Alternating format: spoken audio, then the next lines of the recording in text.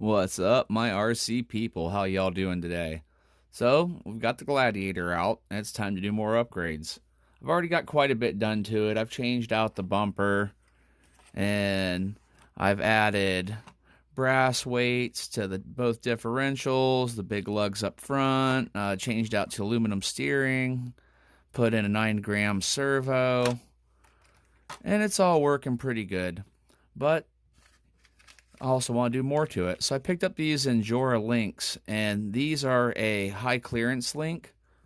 We'll get them out and look here in a second. So the original stock links are just straight bars, and they're plastic. And these new Injora ones are the aluminum with the crook at the end. So it'll go up and then in, and that'll allow us to get our wheels much closer to a rock without riding on these rails. The only thing I don't think I like about them is they have all the little ball sockets in there. And when you have all those little ball sockets, the way they do them on these small ones is they put little tiny rubber washers, like the neoprene little rubber washers. And when you do that, you see they're all in here, all these little guys. They work great for a while, but in a year or two, they're probably going to dry out and crack off, then your links are going to start coming apart. So I do not like that aspect, but I'll deal with that when the time comes. I can probably either get another pack of those real cheap or maybe put some washers over the ends when that starts to happen. But these are really good looking little links. And I'm telling you, I've bought a lot of Injora stuff, and lately it's been having their name on it, and right there they put the 70 millimeter, and then there's one of the bent links, a 50 millimeter bent link, and of course that's the only one like that. But there's the upper link for in there. So I'm going to get this all tore apart and start putting these on. And they even came with the Injora stickers. Like I said, they've really been stepping up their game quite a bit over there at Injora. I'm going to get the wheels off, get the links off, start popping these on, then I'll get back with you. And I thought just in case somebody hadn't worked on one of these before, I better throw this information in as well. So as you got your bars laid out in front of you, the 70 millimeter flats are your rear uppers. The 78 millimeter bents are your rear lowers. Your 50 millimeter bents are your front lowers. And your Y crook is the front upper. So just in case you didn't already know that, I wanted to throw that in there. So I've got the first two links on. They went all on with no problems. Something I wanted to make sure you were aware of. Now, when you have your link going on, you get your little ball there, and this is going to be hard to see because it's tiny parts, big fingers. But one side of this flange, let me do this, is larger than the other. So on the larger side of the flange, that's the side you're going to want to be on the outside. And that is going to help prevent this from sliding off that O-ring, and it will keep it from actually going through that socket. Now these little O-rings, if you put it on like a little screwdriver like I have here, you can just simply roll them down.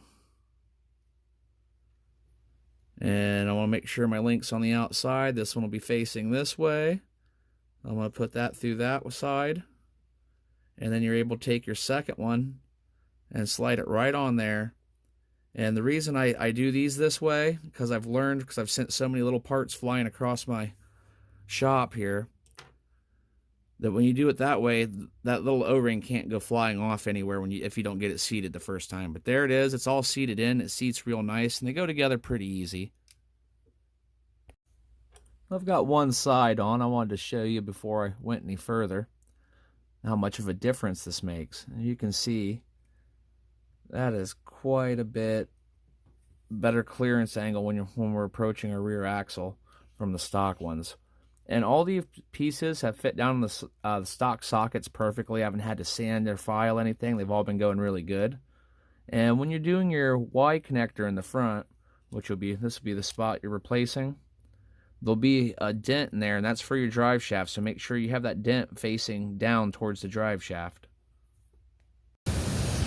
Okay, we are all put together and ready to give it a try. And they even gave us some spare parts, so it was nice to have extras because, you know, as I said earlier, some of those grommets are going to wear out. Now we're out here at the favorite crawl spot, and this has lots of sharp edges we should be able to check this with. So I'm going to get the camera mounted up under the radio and let's get this thing rolling.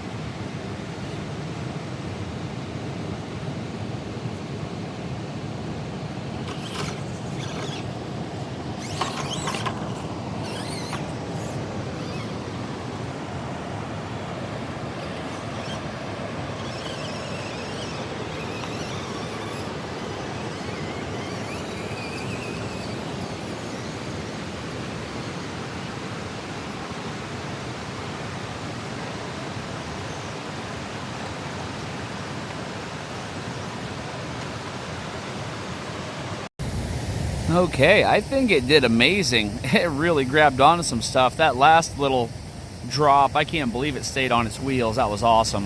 I think these links are definitely a great improvement. I hope I gave a good demonstration of how well they work. Thanks for watching, everybody. There will be a link for these in the description below. Don't forget to smash that like on the way out. I greatly appreciate it. It helps me out a lot. And just look at that raging water. Have a great day, everyone. Hope to catch you on the next video.